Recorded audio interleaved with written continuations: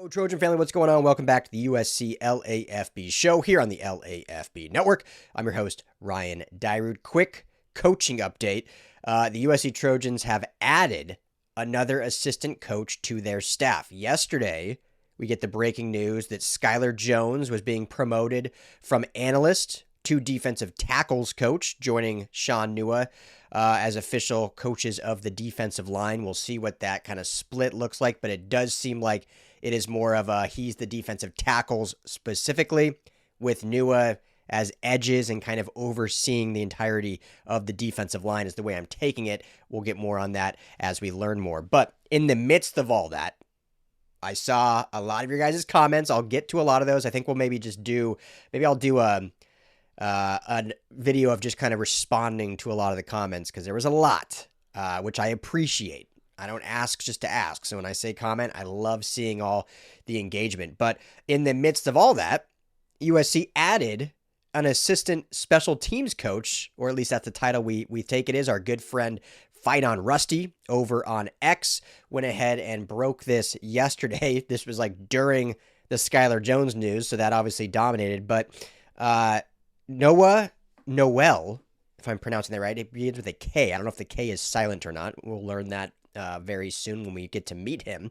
But I'm assuming Knoell has been added as a special teams assistant, joining Mike Ekeler. Now, he was with Nebraska last year as a defensive analyst, but focused on special teams. So he was helping Mike Ekeler with that special teams unit at Nebraska that had a historic turnaround and became one of the best units in the entire Big Ten and one of the top units in the entire country. So this is a nice addition, because USC brought Mike Ekeler over as not just the special teams coordinator we all thought initially, but also as the linebacker coach, with Rob Ryan stepping back to an analyst role. He'll obviously still be very involved with the linebackers, but with Ekeler kind of splitting duties, it's good to get another body assisting with special teams. And I think all indications from what I've heard is Ryan Doherty, who's kind of been the de facto special teams coordinator, will remain with the program and will still assist in certain things.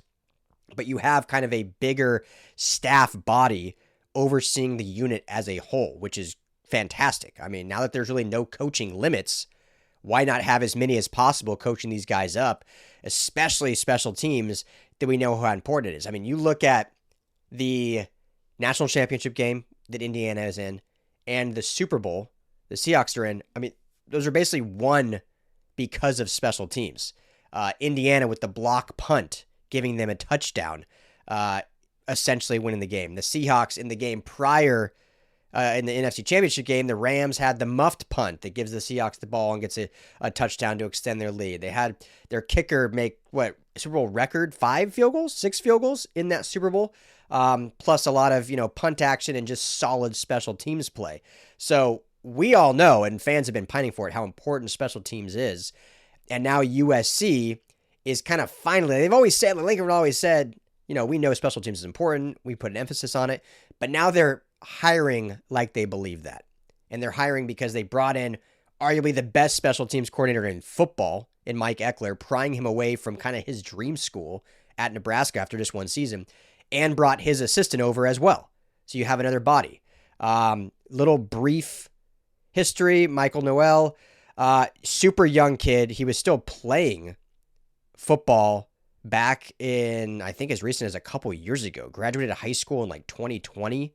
Was a strong safety, outside linebacker, and went to Nebraska where he played and then served, like I said, just last year as a graduate assistant / kind of defensive analyst with a focus on special teams. So young kid, obviously beginning his coaching career, but a great guy that's been with Mike Ekeler a year now that can come in and assist even more with hopefully a special teams turnaround for USC. Because if you can make that unit a weapon, not a deficiency, that's only going to help you more when the schedule's a gauntlet, when you play some really tough opponents. But if you have elite special teams play, that 9-3 record could be 10-2, 11-1. I mean, I'm not going to belabor this anymore. We'll wrap this up, but we talk about it a lot. That Notre Dame game could have looked very different if you don't give up that kick return. I know they lost by 10, but that was a turning point in the game. That Oregon game looks completely different if you don't have the field goal penalty that gives them a first down, which they ended up going and scoring a touchdown, and returned punt, and multiple good kickoffs. Like, special teams completely changed that game too. And I'm not taking anything away from Oregon. They won that game. But if your special teams is not just competent, but a weapon, you become a really dynamic football team. We know USC is going to have a good offense. There's no doubt about that. The defense is not up to where people want it, but it is improved. Now, if special teams can be improved and the defense can improve slightly again, you're looking at a top-tier Big Ten football team. So this is, I think, a good move to add to that. It's just more showing that USC is emphasizing a true belief in having elite special teams play, which is very important. Tons of news for you guys today. So I'm dropping like 4 videos today. So it's going to be rapid fire coming out as we get to, combine invites were sent out. So we can talk about what Trojans will be in Indy. I'm hoping to potentially be there again. It's been a few years since I've been there. I love going to Indianapolis, especially for the combine, one of my favorite events. So if we have 7 USC Trojans there, it might be worth me getting out there. So we'll have something dropping on that. Some more recruiting updates on some top tier recruits. A new offer went out, which is one of my favorite offers in this cycle. And I'll talk about why coming up here soon. So stay tuned. Hit that like and subscribe button here at the USC LAFB channel. That way you're notified. We keep this thing growing. Become a member of the channel. Helps us out and helps this thing keep going. And we can give as much and as best content quality as possible. Appreciate you, family. As always, fight on. Hey, Trojan family, thank you so much for hanging out and watching the USC LAFB show. Before you go, let me tell you quickly about our friends over at Sleeper. Go right now, download the Sleeper app. It's the #1 sports app, not just for season-long fantasy, but they've got live pickers, they've got live stat updates, they've got a chat you can chat with other users, plus the daily pick'em, which is a blast, or daily fantasy, whatever you want to call it. You go and pick 2 to 8 players across any sports. If you're talking USC, go choose Jade Mayav in his next matchup. Pick more or less passing yards, more or less touchdowns.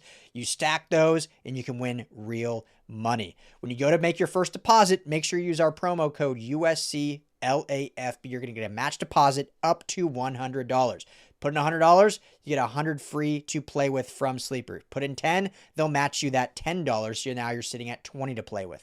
But also right now, for any new users, no deposit required. You get $20 free entry. You can stack both. You can get the $20 for free. Go make a deposit. Use USC LAFB. And now you've got a bunch of free money to play with right there on the Sleeper app. Check it out, Trojan family. And when you do, tell them the guys at the USC LAFB sent you.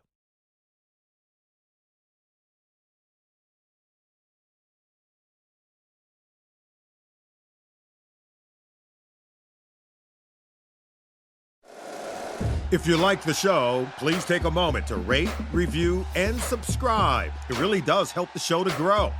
Thank you for listening.